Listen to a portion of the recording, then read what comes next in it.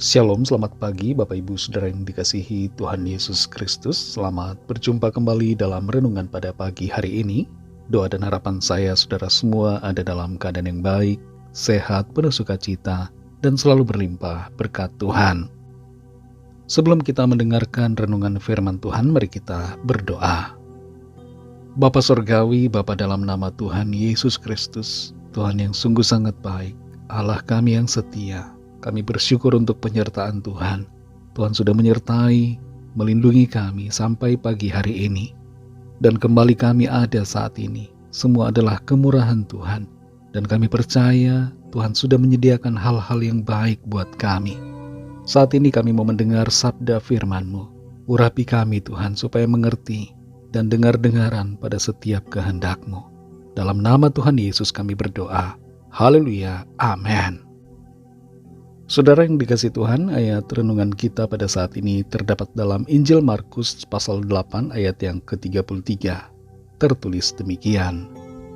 Maka berpalinglah Yesus dan sambil memandang murid-muridnya, ia memarahi Petrus, katanya, "Enyahlah iblis, sebab engkau bukan memikirkan apa yang dipikirkan Allah, melainkan apa yang dipikirkan manusia."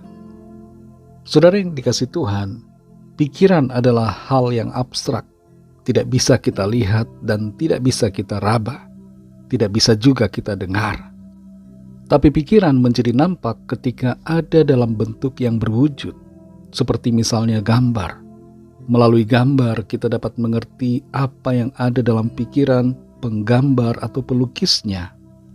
Selain itu, melalui tulisan, ketika kita membaca tulisan seseorang, kita jadi tahu apa yang ada dalam pikirannya, bagaimana alur berpikirnya, apa yang ia harapkan, dan apa yang ia yakini. Di samping itu, saudara, isi pikiran dapat juga kita ketahui dari perbuatan. Gerak-gerik dan kelakuan seseorang menggambarkan pemikirannya. Dan ada satu hal lagi yang dapat membuat kita mengetahui isi pikiran seseorang, yaitu perkataannya. Dalam Markus 8 ayat 33 ini tertulis, maka berpalinglah Yesus dan sambil memandang murid-muridnya, ia memarahi Petrus, katanya, "Enyahlah iblis, sebab engkau bukan memikirkan apa yang dipikirkan Allah, melainkan apa yang dipikirkan manusia." Di sini Tuhan Yesus menegur Petrus karena mengatakan bahwa penyalipan tidak akan terjadi pada diri Tuhan Yesus dan akan dijauhkan serta tidak akan menimpa Tuhan. Petrus mengatakan hal itu sebagai respon dari penyampaian Tuhan bahwa dirinya akan diserahkan kepada para imam dan juga ahli Taurat dan akan dibunuh, disalibkan serta bangkit pada hari yang ketiga. Kelihatannya, saudara, kita pun akan bersikap seperti Petrus yang tidak mau Tuhan Yesus disalibkan, dan kemungkinan kita akan berkata yang sama karena pemikiran kita juga serupa dengannya. Namun perkataan Petrus ini ditegur. Kepada Petrus Tuhan katakan, engkau tidak memikirkan apa yang dipikirkan Allah, melainkan apa yang dipikirkan manusia. Bayangkan kalau kita ada di posisi Petrus, kita pasti kaget karena apa yang kita pikirkan, yang kelihatannya baik, ternyata tidak sama dengan pemikiran Tuhan. Kita berpikir dengan paradigma dan konsep kita secara pribadi. Kita punya bayangan tentang apa yang seharusnya terjadi, bagaimana hal-hal bergulir dalam kehidupan kita, dan bagaimana rencana-rencana kita harapkan untuk berjalan. Kita memikirkan hal-hal yang kelihatannya baik dalam ukuran kita, tapi ternyata hal itu berbeda dengan pemikiran Tuhan. Saudara yang dikasihi Tuhan, firman Tuhan mengajar kita untuk belajar mengerti alur pemikiran Tuhan. Dia mau mengalami sengsara karena kasih-Nya kepada kita. Tanpa karya salib, tidak ada penebusan. Tanpa pengorbanannya, tidak ada keselamatan. Mungkin pemikiran kita kelihatan brilian, cemerlang, bagus, tapi belum tentu itu yang dikehendaki Tuhan. Terkadang ada jalan salib yang harus kita tempuh. Tapi salib bukanlah kegagalan. Salib bukanlah kekalahan, melainkan sebuah kemenangan. melalui jalan salib, ada kemuliaan yang Tuhan nyatakan dalam kehidupan kita. Dalam segala aspek kehidupan kita, mari miliki pikiran Kristus. Mari kita berdoa. Terima kasih Tuhan, kami mengucap syukur untuk firman-Mu yang mengingatkan dan menyadarkan kami bahwa apa yang kami pikirkan tidaklah selalu sama dengan apa yang Tuhan pikirkan. Secara manusia kami menginginkan hal-hal yang terbaik menurut ukuran kami manusia. Tapi menurut ukuran Tuhan, tidaklah selalu sama dengan apa yang kami pikirkan. Tolong kami Tuhan untuk mengerti akan karya-Mu, mengerti akan pikiran-Mu, sehingga dalam hidup ini kami berjalan, bertindak, berpikir sesuai dengan pikiran Tuhan. Kami sadari bahwa Tuhan mau mengalami sengsara karena kasih-Mu kepada kami. Pengorbanan-Mu di atas salib Engkau jalani untuk keselamatan kami.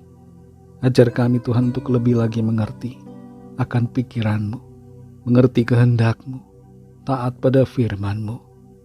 Kuasai hati dan pikiran kami Tuhan. Penuhi kami ya Roh Kudus, sehingga kami berjalan dalam Roh-Mu, bukan berjalan dalam kedagingan, ego dan keinginan kami pribadi. Terima kasih Tuhan. Pimpin kami di sepanjang hari ini dalam segala tugas aktivitas kami.